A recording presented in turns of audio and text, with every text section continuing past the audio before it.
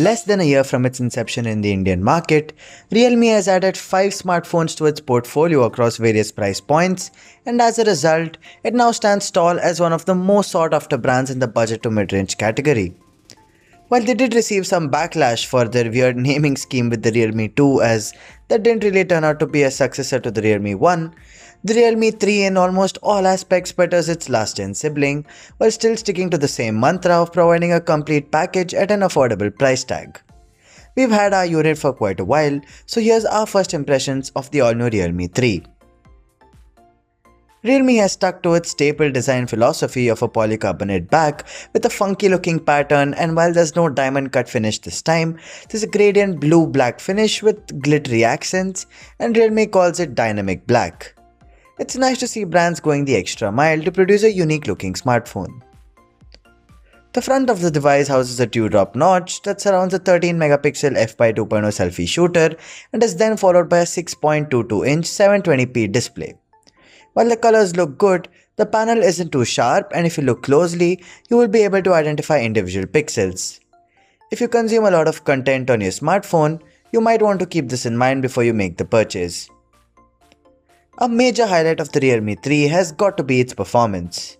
The MediaTek Helio P70 is a complete powerhouse, and when paired with a 720p display, the performance should be even better as the chipset has much lesser pixels to push. If you play a lot of PUBG, this is the phone to get. No lags, no hiccups, and while it does get slightly warm, the gameplay is smooth for the most part. Our unit has 4GB of RAM and 64GB of internal storage, and the device runs on Android 9 Pie on top of ColorOS 6, which now has a slightly refreshed UI. For starters, there's now an app tray unlike the older versions, and the default means of navigation is gestures, which are the same as the ones found on stock Android Pie. The notification toggles, however, look atrocious in my opinion and badly need an overhaul. There's a fingerprint scanner along with extremely quick face unlock for biometrics. You just have to press the power button and you're in. That's how fast face unlock is. There's no Wideband L1 certification though, so no HD streaming on Amazon Prime and Netflix. The battery is a 4230 mAh unit, which should be plenty to last you more than a day. Let's now talk about cameras. I've saved it for the last, as this department seems quite interesting. There are two cameras on the rear, a 13-megapixel primary shooter with an aperture of f/1.8 and a 2-megapixel depth sensor. While these might sound ordinary, what isn't common is that the Realme 3 has support for Nightscape, which is essentially a night mode to capture images in low light, something that you don't find in this price segment. We took a few quick samples with the camera, so here they are, and do let us know your thoughts about the same.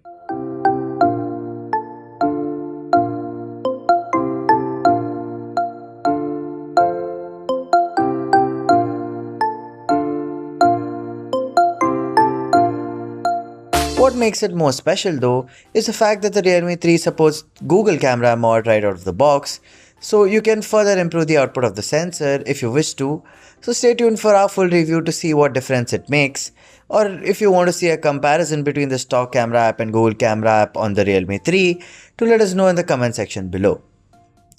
At the time of shooting this video, we do not have any info about the official pricing, but speculations point towards a price close to Rs 8000 for the base variant, and if it does turn out to be true, the Realme 3 surely offers great value for money, mainly in the performance department, so if that's high on your priority list and you're on a strict budget, the Realme 3 might just be the phone you were waiting for. Let us know if you have any queries or suggestions, and until next time, may the tech be with you.